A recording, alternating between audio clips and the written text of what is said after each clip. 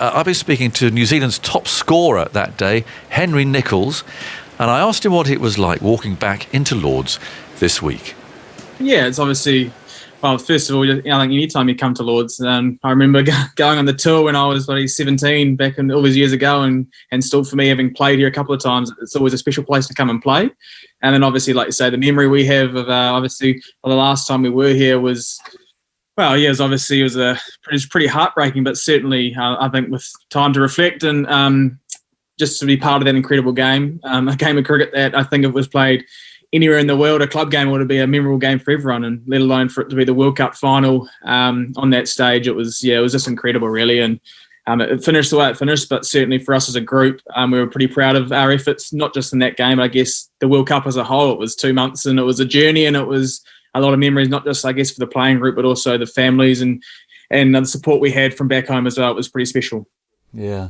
I mean, how raw?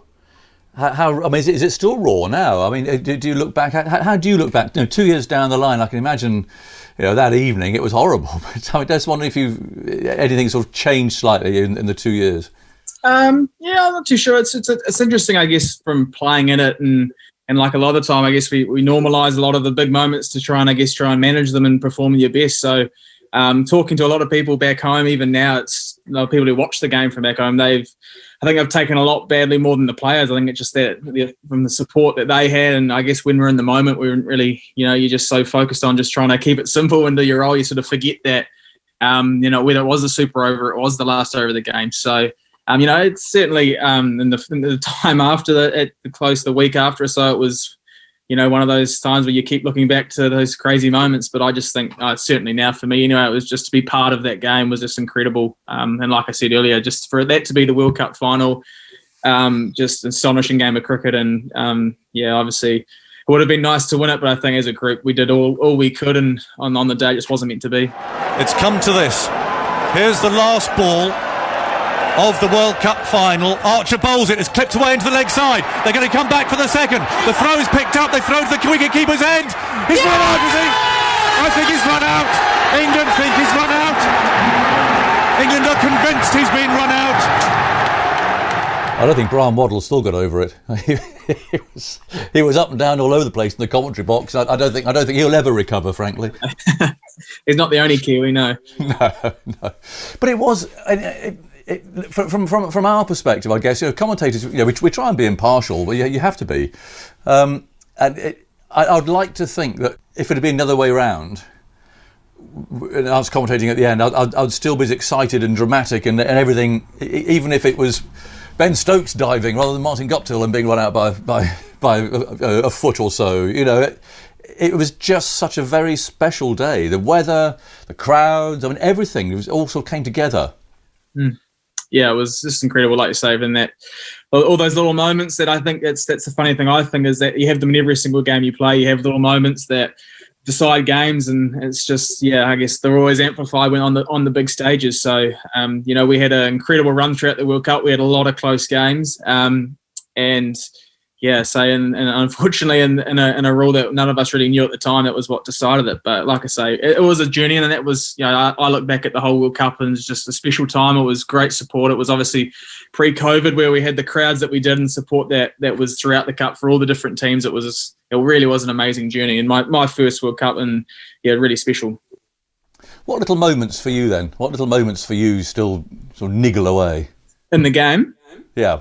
Oh, not so much. I don't think they niggle me. They just little moments like just throughout. I think those that certainly as a batter, you always look at where you could have got one more run and stuff like that. But just the ebbs and flows of the game. Obviously, I think you have to tip your hat to the way Ben Stokes and Josh Buttler played to effectively not just, I guess, get England back in the game, but on a tough wicket when they had lost early wickets to wrestle that momentum back, and it ebbed and flowed. And even like Trent with the 2 balls left, for they pick up that hard volley to whip off the bails after obviously the stuff with the catch. And it was just amazing atmosphere. It was, I don't think we'll quite get the crowds at Lords that were for the test, but it's just a special ground as well. And it was just, certainly enjoy coming back to play my first test match here. So, and hopefully we can go one better than we did last time we were here. I mean, one of the most bizarre ones was, of course, the ball bouncing off Ben Stokes' bat and going to the boundary. I mean, I think if it hadn't gone for 4, it's a quirky old game, cricket, isn't it? And that for some reason a batsman feels that he shouldn't run for those, and I don't think he would have run, would he? But of course, the ball going for 4 meant that they got 4 runs for that. But that was a complete fluke, wasn't it? Yeah, we always said that we'd never seen Colin de Grandhomme home run so fast after it, and it just surveilled him down the slope. But yeah, you're right. It is one of those funny things you see. Whenever it hits you, you don't run, but then you always have a situation, but if it was the World Cup final, you wouldn't. But again, that's credit to Ben. Ben, he even said, if it wouldn't have gone before, I don't think he would have run the way he reacted. So, and that's the nature of the game. Sometimes there's just those funny moments that really you can't do anything about them. It's the beauty of sport, I think, in general, is those moments that you want to attach, I guess, reason to them, but sometimes it's just not, and it's just the way sometimes it's meant to be, I think. Quite a small balcony at Lord's. Were you all crammed on there for the Super Over? Where were you to watch that? The balcony was taken. I was pretty deep in the dressing room. And of course, every cricket environment, when you're batting and it's pretty tight, no one moves. So everyone was pretty firmly. I managed to find a wee gap in the window, but I couldn't actually really see. Sort of when that last wicket hit the leg side, I couldn't actually see. I thought they had a mid-wicket in. I nearly thought it had gone through, but obviously it wasn't. And even those little moments we talk about when it's obviously a great pick up and throw from Jason Rowe, but 2 balls early, he had fumbled one where we got the 2. So it's just, it's funny look back. I haven't really, watched much of the highlights of the replays, but as I think it's been picked up on the day we arrived into Southampton, a few boys obviously flicked on Cricket Channel, and obviously the first game was the World Cup final, which I think. Oh no, really? Yeah, very. I think it was the first time I've seen it in a year. So we didn't do that on purpose, I promise you. Yeah, we all said, "Oh no, we still lost, so it's all right." That's quite funny. So it might have been a welcoming present, Yeah, but you got such a good start in that Super Over, 15 to win, and I mean you're 8 for nothing off a couple of balls. Yeah, that's just especially the way Joffred finished our innings, the way he bowled at the death was just incredible, really. So I think we always knew it was going to be pretty tough, but when Jimmy hit that one for 6 to the shorter boundary, and it's a game of cricket that like you say, if you're in the crowd watching, I'm sure a lot of people were. It was just one that you just remember, I think, for the rest of your life, and it's just incredible to be part of. Archer runs in easily and bowls. He's heaved up for 6. Oh. What a shot. 6 into the mound stand. And Archer missed his length. What about the boundary count? I mean, did you know going into the game that was going to, it could possibly be a deciding factor? Had you gone through the regulations with such a fine tooth comb to have uncovered that particular way of separating the teams? No, I personally hadn't. I think when we finished tied after the 50 overs, Ross Taylor, who's played, I know he's certainly our most capped across all 3 formats. He actually thought it was a tie. I thought he thought we shared the trophy. So certainly the Super Over in itself took a few people by surprise, and then obviously the boundary count then is the other one. Was even more surprising to a lot of us. Certainly, I think was about maybe when we went to bat that we found out that we actually lost the boundary count. So it's certainly a. The Super Over itself was a bit of a surprise, and then, like I say, the boundary count even more so. Yeah. What do you think about it? Because what they've done now, of course, because there was a bit of a hoo-ha about the boundary count, so they're just saying, well, you carry on having Super Overs. But I mean, the odds are in a Super Over that you could get another tie, because of obviously looking at quite smallish scores, aren't you, in a Super Over? I mean, do you think that's the right decision, or do you just sort of suck up the fact that a boundary count is a way of doing it? Or you'd be playing all night otherwise. I mean, you could have been exhausted. Yeah, I think it's interesting that, certainly from an entertainment point of view, the Super Over, certainly with T20, makes sense. But, one-day cricket, no one's ever played a Super Over, have they? If you tie bilateral series games, you tie them. So, I like it is literally, I think it's one of those things that if you're on the right side of it, then it does. But, personally, my view is that I think the wickets down is probably possibly more of a, in terms of, maybe I'm a traditionalist, but that makes more sense. But the Super from an entertainment point of view, you absolutely love it. Watching the T20s, and I think the series back in New Zealand after we had a couple against England, and I think we lost those 2 as well. But it's actually certainly great to watch. So if they keep going on too long, though, I'm not sure how that will work. No. And I mean, just to take that's about the last question on this, and we'll throw it forward a bit to the World Test Championship, because you've been very good. But what did you do that night? What did you do? I mean, did you just pack your stuff up and just leave? What was it like? Yeah, it was just. I think it was just more of a surreal feeling, really, that it all sort of finished the way it finished, and you didn't really know how to feel. I think it was it was probably just more of a numb feeling, and we had a lot of family there, and it was more of a case of just really. I think when we went back to the hotel, we all just came together and had some drinks, and just everyone, so I guess, deals with it a little bit differently. But I think certainly in the aftermath, even for a few days, I think it was more of a bit of a disbelief that.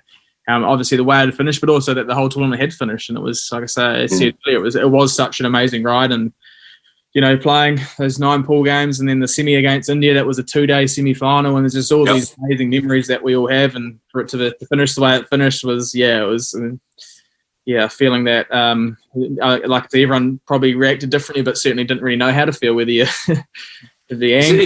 Is it worse than to have had a hammering? I mean, to have been bowled out for 70 and lost by 10 wickets. Well, I think that's the other side of it. I mean, as a group, we did reflect on is that we felt like we did everything we could to win that game, and a lot of people say that we didn't actually lose the game, but I don't think it really matters. And a lot of what we talk about is playing the way we want to play, and knowing that. The style that we play, and we do everything we can, and sometimes you're not going to be in the right result of it. And I think at times, as players, and I mean as men as well, you have to suck that up sometimes. And unfortunately, that was the case for us on the biggest stage. But it really was, mixed feelings after, but certainly a lot of pride within the group, and that's the amazing feeling we got when we got home to New Zealand. The support was just incredible. Obviously, it was, it was a ride for everyone back home as well. It wasn't a great time zone with the UK back to New Zealand, so there's a lot of tired Kiwis on that Monday. But I'm just so proud of us. I actually very surprised how often people come up and just said, how proud they were of us, and obviously not often that you lose a World Cup final on any sport, I'd imagine, and you're getting people, I guess, really supporting. So that was probably really brought it home to us as well, that it wasn't just us on the other side of the world. It was actually we had a nation supporting us right throughout. Well, you've got the chance, Henry, to go back as world champions in Test cricket now. I mean, how does that feel? Have you looked at how that Test match might be played? For instance, I know there's a 6th sort of reserve day, only for weather, not if the game's drawn. If it's drawn, that's it. You share it. It's quite an interesting thought, isn't it, about how you do go about playing a total one-off Test match for a trophy. Yeah, it is. I think first of all, it's really exciting. It was the Test Championship. I personally feel has added a lot more interest into the Test game, which is awesome. And it was funny. I think that Test Championship for us started 2 or 3 weeks after that World Cup final. We're in Sri Lanka, so it has been really exciting. And I know for us last summer, we had 4 home tests, 2 against West Indies and 2 against Pakistan, and we knew we had to win them. And I think that added a lot more interest to it, certainly at home with the support and the crowds. And so for it to be culminating in a final on neutral ground against India, it's exciting. It is, like you say, it's a bit funny. It's something I've never really played in terms of a one-off final. We used to have that format back home many years, not many, but probably 10 or so years ago, where the top 2 teams would play in it. So I think a few guys have, but and it's the funny thing is obviously that's the Test Championship final, but we've also got 2 really exciting tests against England and obviously their home conditions. So it's just an exciting tour, really. And I think we probably, you do look ahead a little bit, but certainly for us, this first test at Lords is enough of a challenge that you don't need to be looking too far ahead. Are you sitting in the same place in the dressing room as 2 years ago? Have you all moved? Yeah, it was mentioned, whether we should. I think everyone's a pretty creature of habit, so we sat in the same seat. So. Oh, have you? Okay, well, that's interesting, because we are a superstitious lot, aren't we? Yeah, well, that's right. So, well, we've got a pretty big squad. We've got 19 guys here, so I think you just found a seat as quick as you could before now took it. But yeah, same view for me. So hopefully I see a bit better memories than last time. Henry, thank you so much. Thanks for doing that, and I hope you really have a terrific game, and you leave Lords with some really good memories too. But I really appreciate your time there. Thank you. Thank you. That muttering to my left, you'll have heard, is Craig McMillan, batting coach that day for New Zealand, working with us, of course, on BBC Television Highlights. It's been interesting to gauge, because I'm surrounded by New Zealanders here. Well, you've done it. You've organised it. It's not us. We wouldn't be here otherwise. The producer is entirely responsible for this. I've got Jeremy Cody to my right, and thankfully, from very long range, about 16,000 miles. We've got the screen in between us here. We're okay. But I just wonder, I mean, I've talked to you, Jeremy, you've been quite magnanimous, Craig quite magnanimous. I just wonder, and we know and love Brian Waddle, he's down there in Wellington, he's probably got his pyjamas on. Have you got over it, Wads? No. How do I know that was going to be the answer? Oh, come on, Brian. Look, I just heard you with what was a novel idea. If there's a draw in the World Test Championship final, they're going to share it. Goodness. What a novel idea. Well, it wasn't the rules at the time, Brian, but there you go. Do you look back on it? Come on, you and I and Jeremy, we're all here in this box that we're in now. Do you in any way look back on that with you were naturally quite upset at the time, that's fine. But do you look back on it now with any measure of fondness about the occasion, about the event, about the noise, about the atmosphere, all of that, and what it did for cricket?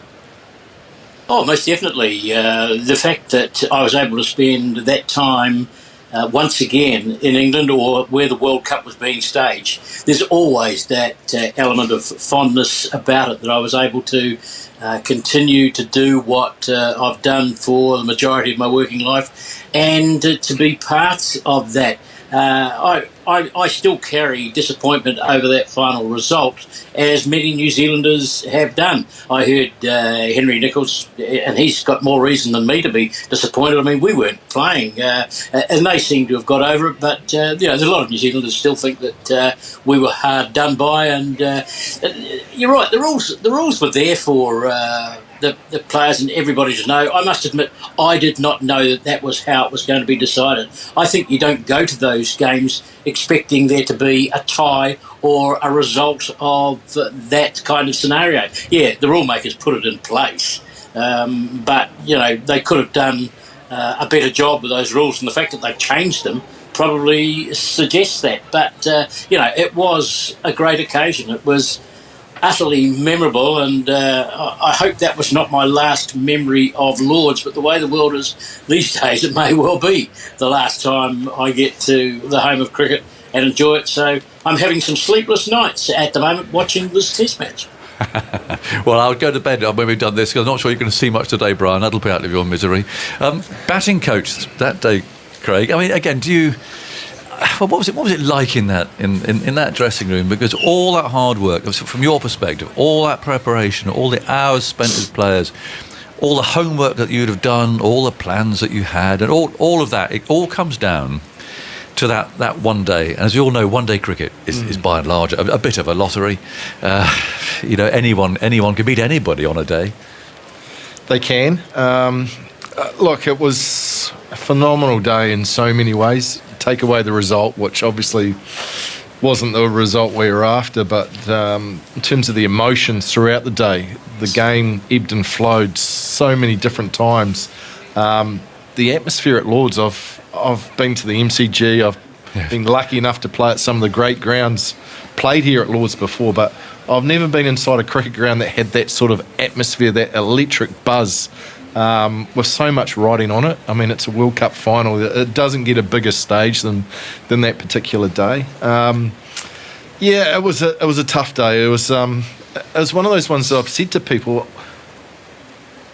we got 241 on the board, and we were pretty happy with that at the break. Yeah. I know a lot of people thought we were maybe 10 to 20 short of what would have been a really good score, but we felt really comfortable that was going to be a good score, if not a winning score. We were pretty comfortable with how that had worked out. We, it wasn't easy batting first as well. There was some movement, but the guys did a pretty good job to get to that, and we were pretty happy with that total. I think with about 5 overs to go, 3 overs to go, England needed 34 of those final 3, because everyone breaks it down to that final over. I honestly didn't believe we were going to lose that match. Yeah. I thought it was under control. It was, even getting to the last over, there was 15 needed off that last over. That's a lot, actually. I mean, it's a lot of runs. Because you only need... But you've got someone like Stokes who's, a brute who can... And he blocked the first 2, or at least he hit the field with the first 2. He didn't run. So it was 15 off 4, and I remember sitting on the balcony with Gary Stead. I said to him, if this next ball doesn't go for 6, we win this final. The next ball went for 6. He got a toe that went over... And so it was still 9 off 3, sorry.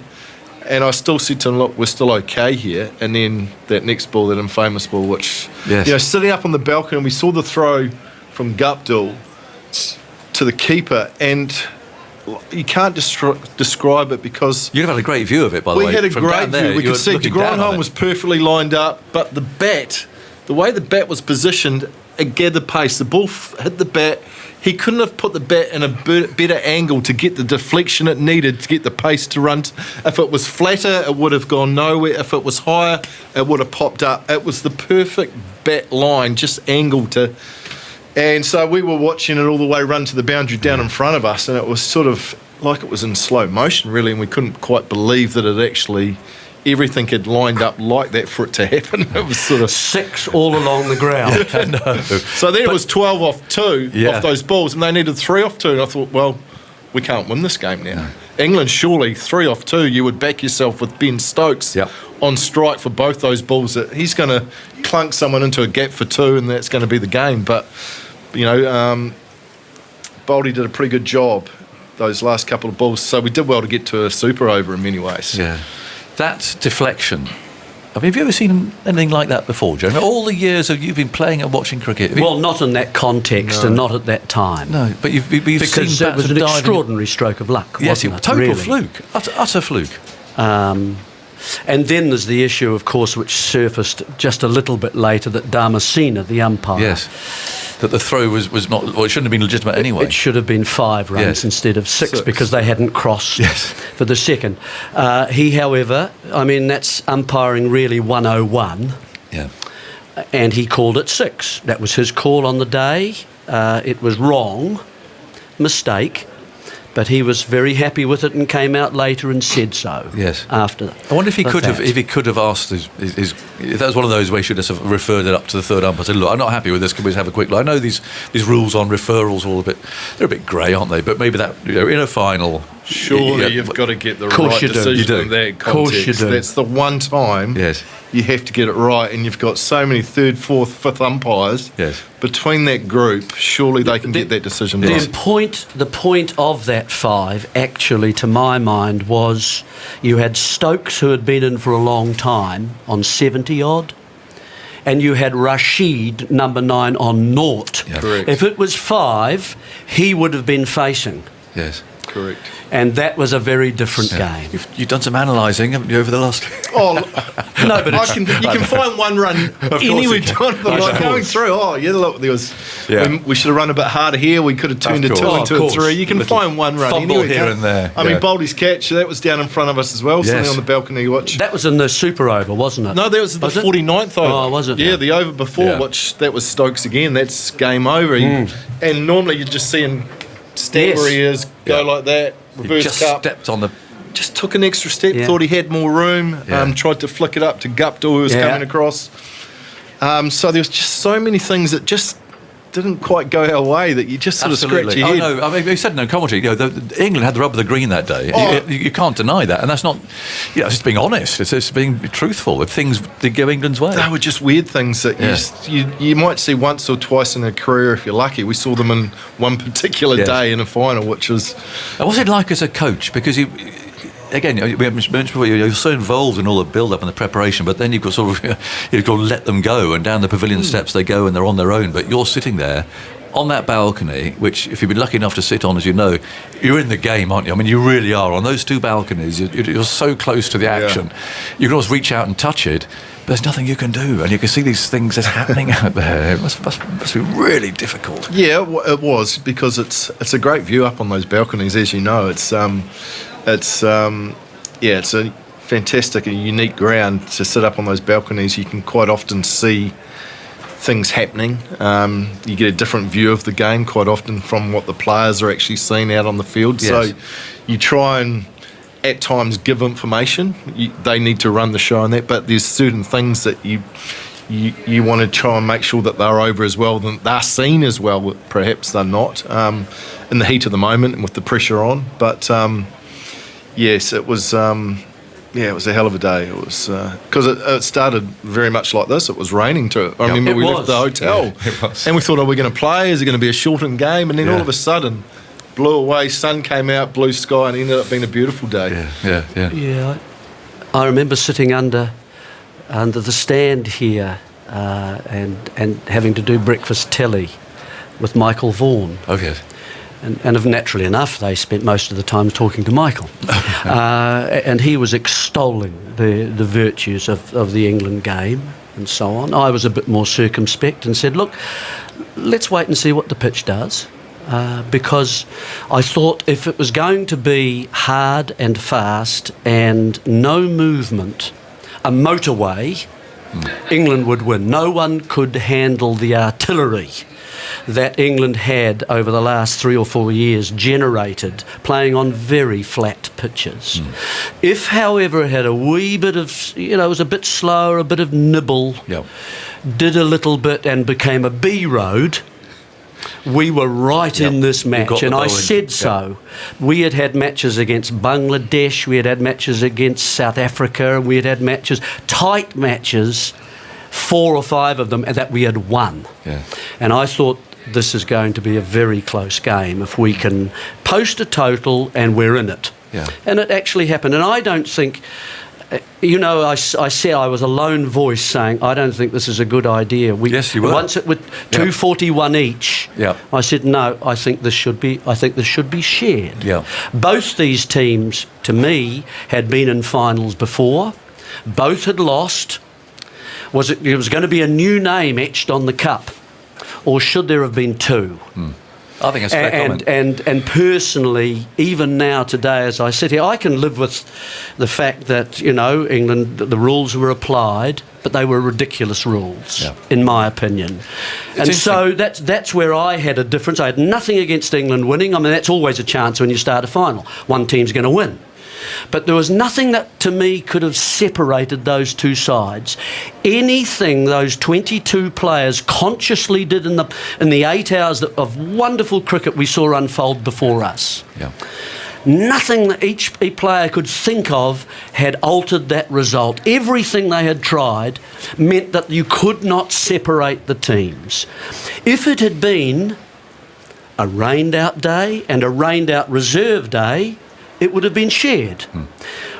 Now, isn't 2 results tied better to be a shared cup than deciding on some ridiculous rule? So those were my feelings. Well, the irony is, as I went through and said, no, I think, and everyone said no in a very Trumpist sort of chorus. There's got to be a winner. I think, but the irony is that I personally don't agree with that. In the Test Championship, if it's drawn, it's a draw. And it's an asterisk victory. Don't you think, though, that when the rule makers were going through their rules and that, they never envisaged a super over being tied? Tie in 50 overs in cricket is quite unique in itself, and then a tie in a super over, that's almost unfathomable. It's almost unthinkable. And yet, don't you think, though, because the numbers in a super over, you're talking between any number between 10 and 18 or something. Actually, I would have thought the odds of a tie in a super over are quite high. So if you're going to, as they change it now, to having endless super overs, you could be playing out here for hours with super over after super over. I mean, I think you're right. I mean, one super over, and if that's tied as well, you're both lifting the cup. What do you think, Brian? What do you think down there, Wads? Have you mulled over all the possibilities, all the equations? Well, Jerry wasn't a lone voice. I was with him all the way, and I was pushing him to. He was to take you the were stance angry that he once. No, I was just disappointed that those were the conditions that the game was decided. England didn't win the game. New Zealand didn't win the game. They didn't win the super over, but they won the most boundaries. Why didn't they have it the most sixes? Oh no, hang on, that would have been a tie. There was 2 each. What about wickets taken? New Zealand might have won that because they took 10. And England only took 8. There are all those sorts of things that could have come into play. The issue is basically that they could have either had another super over, they could have shared it, they could have even had another game, a replay of the game.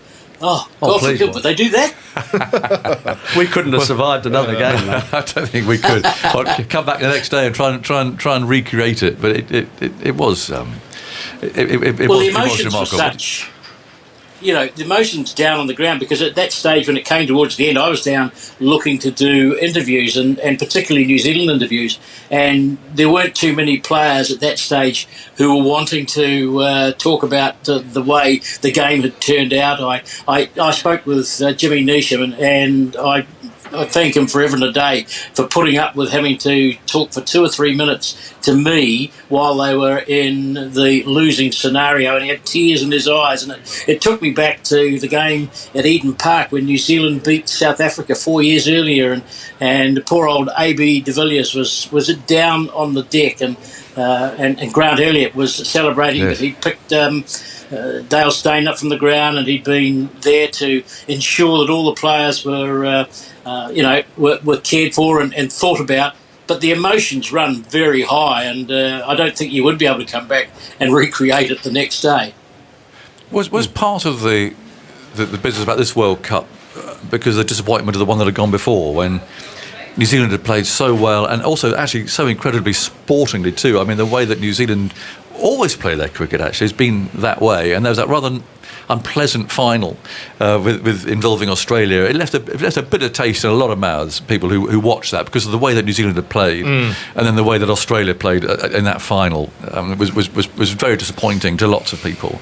But was that part of the disappointment involved in that as well, do you think? Quite often you hear people say you have to lose a final to win a final, and that one in Australia and New Zealand 2015 was our first experience. We'd been very much a semi-final side at World Cups for so many years, so it was one of those new experiences, and we weren't quite at our best on the day. We'd played so well up until that point. It was disappointing that we didn't quite, and we weren't far off too, because I remember we got back to 150 for 3 midway through our batting innings after losing Brendan early, which I think, a lot of people were sort of expecting big things from him as captain and the way he played in the tournament, and that sort of deflated everyone to begin with. But we actually got back into that match at 150 for 3 after about 35 overs, and then we lost 3 or 4 quick wickets at the MCG. Actually, the sun set, and there was a massive shadow on the ground, and we lost. I think James Faulkner picked up 2 or 3 wickets, which ended up being, we were 160 for 5, 160 for 6, and we lost all momentum. It was never 230 or whatever we got was never going to be enough. But so we had that experience, which was important in terms of a final and being in that stage of a tournament. I just think that throughout the tournament we'd played well. We got badly beaten by England and Australia in the games before that semi-final, but it was interesting because I always felt that we were a really good matchup for England and for India. So the semi-final draw came out, and we had India, which freaks out a lot of sides because of their power and their strength. But as a coaching group, we were very comfortable with India. We felt that we matched up well in one-day cricket for them, more so than, say, Australia, who we've struggled with at times, Jeremy, fair to say, in terms of, don't know what it is, whether that big brother, little brother thing, but more times than not, we're just not quite on song when we other play than the Australia. 85s, Macca. Yes. Yeah, it was. I mean, it was actually because New Zealand's campaign, it began so strongly, didn't it? I mean, you actually had some 1 or 2 soft games to start with, but you were away to a flyer, and then there was that dip. Yes. And then people thought, that's probably them gone, because they turn up with no smiles on their faces, play nice cricket. But actually, it showed a lot of character to come back and to get into the final. Yeah, well, that semi-final at Old Trafford was remarkable because it was over 2 days for a start. So again, 1 day. So another unique thing that you never see. So I remember, we won the toss and decided to bat, and conditions were actually tough. The first 10 overs, I think we were 1 for 20 or 1 for 25. We because it was nipping around, but we felt that if we could get a total on the board again, as you were talking about before, Jeremy, around that 240, 250, because it was interesting. There were lots of scores around that. As I remember that World Cup in 2019, it wasn't 300. People were talking about a run fest, weren't they? They were, beforehand. absolutely. But it wasn't that way. The pitches were different, run by different people. They had the ICC inspector, didn't they, who came around. And it was always that 240, 250 gave you a chance. Well, we'd done our planning on that pre-tournament because England had played Pakistan in a one-day series just before the World Cup. and they were bashing 300, 320, 340. So I think a lot of sides thought that that's the style of play that was going to win the World Cup. We didn't believe that. We knew there'd be a couple of games where that could come into play, but as you're playing on these grounds with older pitches and that, we felt that almost the New Zealand style, the New Zealand way of 250, 260, were going to be good totals and we could bowl well to and we could defend. So we felt comfortable in those scenarios, which is why we batted first and tried to put totals on the board. Well, that's the thing. I mean, runs on the board, it's like the total in the final. I mean, they've got to be got. And there is no doubt in a World Cup situation, and particularly in a final, that's worth another 20 runs, I would have thought, to a normal one day.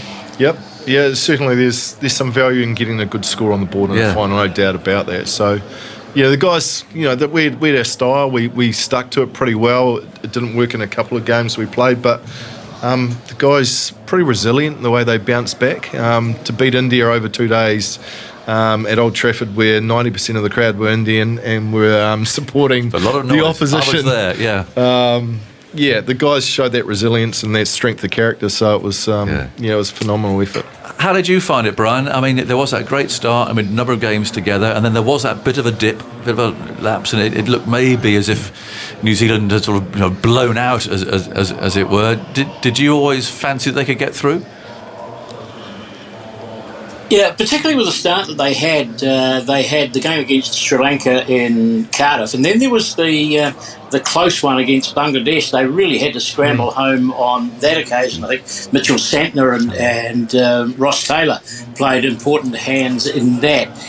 But I never sensed at any stage that New Zealand were not able to get themselves out of tight situations. There was the game against South Africa where Kane Williamson got 100 and nobody seemed to be able to bat in that game at Edgbaston, I think it was. And the innings that I remember from that game was that of Colin de Grandhomme, who did an outstanding job in making sure that he provided the support that Williamson needed. And there were those moments right the way through the Cup and the games that they played until they got to that semi-final stage. And when India batted, what were they, 3 for 1? When they lost 3 wickets for 1 run. And that included the man who was basically monstering every attack, Rohit Sharma. And at that stage, even my confidence grew that we were going to be able to make it through to the final. Yeah. What do you say to players, Craig, when you are in the coaching game and all that stuff happened, and you again would have had a great view of that run out of Guptill from that end of the ground. Again, that probably looked like slow motion, did it? Yeah. You probably relive it now. Roy's throw and Butler and so on. And you've just seen from there that he was a yard out or so. 2 metres to Roy's left or right, then he has to change his movements in terms of, and that perhaps especially to his left. Guptill enough time to. Yeah. Yep. When you're then dealing with the players coming off, and especially, it's not Guptill's fault, but you can't help when you're the player involved to sort of think, oh, why didn't I do that, or how could I have done that? What do you do with a player in that situation? Give them a hug. What can you say? Yeah. Obviously emotions were pretty raw when the guys first came back up into the changing room. It's one of those ones where all you can do is shrug your shoulders and say it wasn't meant to be, because the guys have left everything out on the field. They've played out of their skin. There's been so many different scenarios that they've had to deal with and try and work around, and they've done that. They've got to the point, but they're effectively 1 run short. They've got close, but no cigars. So there wasn't a lot that could be said. After we got back up and all the presentations and everything, they were tough on the ground. The presentations were you can see the guys had tears in their eyes. It was a really emotional time because, like you say, it's not just one game. You've been away together for 6 weeks. There's been build-up for this tournament. For some players, it will only be there might only be 1 World Cup that they play. That might be the last for some. So it was a really emotional time, but we got upstairs and there were some words said where it was, well, boys, we can't do any more. Should be very proud of what we've done today, how we've played throughout the tournament. the result won't define us as a group. Yeah. And I think that was important to say. I think what defined that New Zealand cricket side was how they reacted to the disappointment of I the agree. result. And I think that's very important. proud of the Kiwis. Yeah. Yeah, well, I can tell you this, and when we came back to you, so 18 months or so ago, we came back on tour, and we were just finishing off. We were at Hamilton, weren't we? And Adam, producer, gave me a little note and said, "You're going to be interviewing Kane Williamson in a minute." Oh, well, that's nice. And it's one of these notes that I have here, and I was reading through it, and it was that he and the team had won the MCC Spirit of Cricket Award for the way that they had lost. And I said to Adam, "Are you serious? I've got to actually interview the New Zealand captain and say, here's a trophy for being a good loser." And then at that moment, Kane walked in, and I was a bit uncomfortable about this. I hadn't really met him before. And I just found out, said, "Kane, this is an MCC thing. It was an interview situation. But that's the MCC Spirit of Cricket Award for the manner in which you lost." And you can see his face is harden a bit. And it was quite a hard moment, but it was true. And then there is something deeply respectful about the way that you do accept defeat, and it's not all about winning. It is about the way you do take defeat and the respect that you have for the people that you do beat, and also the respect for those who have beaten you, and that's all very much part of sport. I think it's interesting, isn't it? At the moment, there's a lot of talk about mental health in the tennis world, for instance. Yeah. And I just wonder, those players there in that situation, I mean, was any thought given to that side of things, and how they are going to cope, perhaps not even immediately about what they've been through, but they're all, as you've analysed here, and as Henry and Nichols was, and all those moments are still going on. They're burned onto your mind, aren't they? That fumble there, that run there, they're still there. They're still there. They'll be there forever, Agus, to be fair. And they will deepen in terms of how much you remember, but I think just being part of that day, that is something that you'll never forget. In terms of the mental aspect, I think that it had an effect on all the players, also the coach, not depression-wise, but certainly flat. He felt flat. The guys had to go on tour to Sri Lanka a couple of weeks later, so they didn't have a lot of time to actually reflect, and which is probably a good thing. They went home for a little bit, and then they were off on tour, and they were playing a different format. They were playing Test cricket. That was my last game with the side, so I went on holiday straight afterwards, and then went back to New Zealand and was watching them in New Zealand while they were away on tour. And I was thinking, sitting on the couch watching them play Sri Lanka and Test cricket, thinking, I feel mentally shattered from the tournament, what we've just done. I can only think how they're feeling over there having to play, and now they're playing Test cricket, which is obviously the hardest format to play. And from what I understand, talking to a few of them, they were frazzled. They actually, but that was just the nature of the beast. They had to keep going. There was another tour on the card. So there's no doubt. And I think perhaps after that tour, then guys had dealt with those emotions that were probably suppressed for a while, because that's just the way things are. You had to keep going. But it's one of those things that you'll look back on and be very proud of your part in that day. But there's always going to be some severe disappointment that it didn't quite work out. Do we give enough thought to that aspect of it, do you think, Jeremy? And that it's not a traumatic event, but but it might be for some. I mean, some might not deal with it as easily as others. Yeah, it's the effort and the thinking and the work and so on, the build-up, as much as the actual day. You always know in cricket and in sport there are going to be elements of luck attached to games. This one happened at quite a cruel and critical moment, those things. And but I do think players get over. This is a game of sport. What I liked about it is that we came out of it as better people, and that's the thing that that's what sport should in the end gravitate towards. Can you handle these failures? Can you handle an issue? Can you? And mental. Look, I didn't ever have that. I had plenty of failures. I don't think I ever felt. It was going. I don't know what you feel about that, Craig, but I didn't ever feel myself that I was going to go away and lock myself in a room for 2 weeks and get under a duvet. Brian, come on, before we say goodbye to you, what's your sort of abiding memory that you have of that day? you're sort of putting the result and the disappointment away, but what will you take away from that day here? Well, the fact that New Zealand had reached the final. It was the second time. They had a good chance of winning it. Just the event itself. I mean, it's a wonderful expression of cricket. It is the pinnacle of the game to some extent. I mean, the World Cup trophy is probably the best trophy to win in international cricket. Now we're going to have a World Test Championship, but the World Cup, we've put a lot of effort into that since back in the 1970s. And just to be part of that atmosphere, to be able to bring the information and the story and paint the picture as best we could for listeners both in New Zealand and in England, and of course around the world, I suppose, it went everywhere.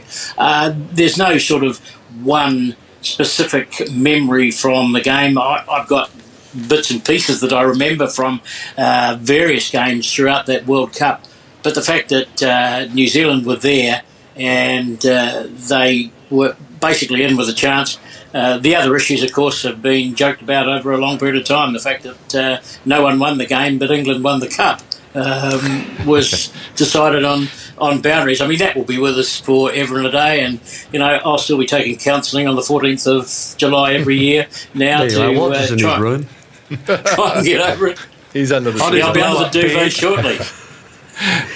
What was the reaction like when he got back, Brian? I mean, it's obviously, just generally amongst the New Zealand public. I mean, was there a bit sort of, a bit more than disappointment, shall we say, about how it had gone, or were people saying, "Wow, it was an incredible day"?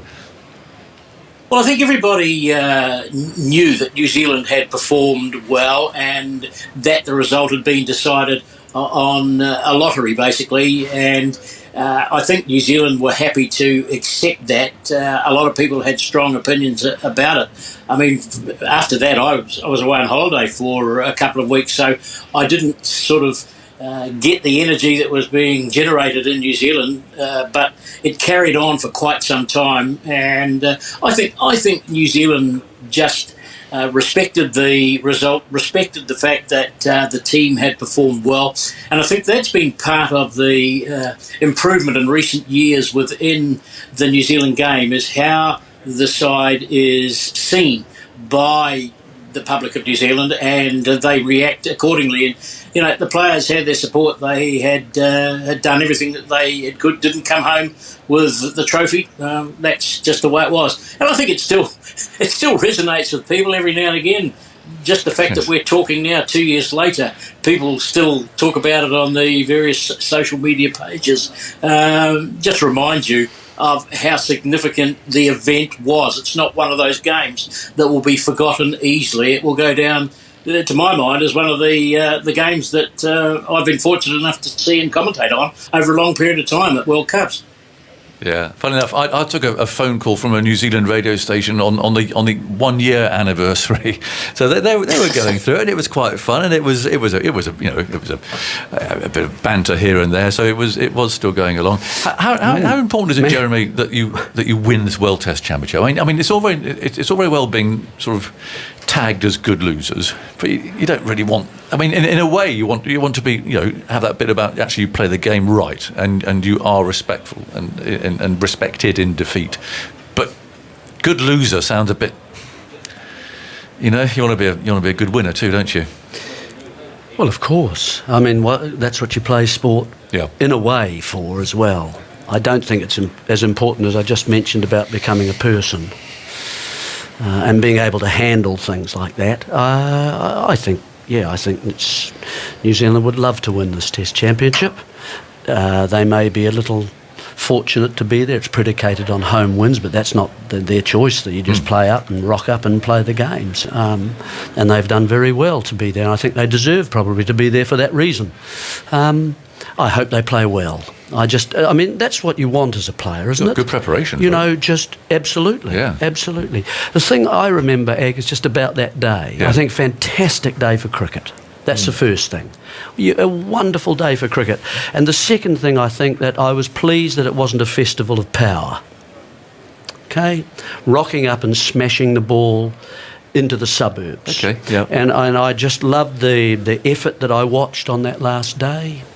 I loved the odd hard hit, the scrambled twos and the little singles that meant something, you know, in the game. And seeing the variety, the left arm of Bolt and the leg spin. And so there were so many different components to the day. Everything mattered. You know, a misfield mattered, an overthrow. You let a 4 through, it was 2% of the total. Yes. You know, so everything just seemed to matter, and it seemed to get them. And who would have thought Colin de Grandhomme would get 1 for 25 over his 10 overs? Yeah. So, you know, there was everybody, in other words, could make a contribution to the day. Yes. And I just think that's fantastic. And that's what I loved about the day. Perhaps that was one of the intrigues of the match, because you're right. I mean, it was a middle scoring game, wasn't it? It wasn't just a smash bang. It was 6-6-6. No, well, look at old Josh Butler with his space age hitting. Yes. You know, he had to dig singles out of his bones. Yeah. You know, Bowlers are a part of the contest, and quite often in one-day cricket, bowlers are. They're just fodder. Yes. But the thing that was great about that day is quite often finals don't live up to their billing. For whatever reason, whether it be pressure, whatever happens, those games don't quite live up to what you're expecting from effectively the two best sides that are in that final. And I think everyone would say that was one hell of a game of cricket, if not one of the best of all time. Yeah. And it was actually in the final. Watched by so many people. One of the memories, Eggers, if I can, is after everything had gone on, we went back to the changing room and we sat around and had a few drinks and went through the day. And that one of the highlights was actually being in the long room, which had sort of emptied out, and the boys taking the ghetto blaster down into the long room and providing a bit of a dance floor. Which, if you're at Lord's, nice. Which I don't know if I should be saying, but that was great. It was quite late at night, and so the boys had some New Zealand music playing. There's a bit of Dave Dobbin going on. Right. And there was a dance floor. The partners and the wives had come in as well. So it was a really it was quite a nice way to finish off what had been an eventful day, an amazing day where we were dancing in the long room, having a little bit of fun. Well, that's a great way to finish it. But where were the stewards? They were there. They were there, Eggers. They had their blinkers on. Isn't that nice? No, I didn't know that. That's fantastic. But that says so much about that squad and that team too, though, doesn't it? That's absolutely brilliant. Well, there we go. Thank you, dude. Brian, did you know that? No, I didn't. You weren't part of it. Weren't you down there dancing as well? What? You're a mover and a groover, boy? I've seen you on karaoke. Yeah, no, I was in there on my own the day before and sort of sneaking in the places I shouldn't have been. So I at least had one experience of what the players are able to enjoy when they go there. But had I known there'd been a party, I might well have done a version of Twist and Shout or something like that. Oh, yeah, that was the karaoke number Watts did. This is the man with whom I've spent an evening with the Drifters in Hamilton in New Zealand. So there you go. Wods loves his music. Cheers, Wods. Thank you very much indeed for joining us. You sleep well. It's a pleasure. If I was you, I'd roll over because I don't think you might not get too much. For me, I've never listened to Neil Diamond and Sweet Caroline in quite the same way since. Because that. Could you? I mean, remember that the booming round, everyone's singing. Yeah. Well, look, great memories. Thanks you two. Jeremy. Thanks, Eggers. Craig, yeah, Thank you. Good stuff. And there we go. I'm sure everyone will have enjoyed listening back to that and the chat over the last couple of hours.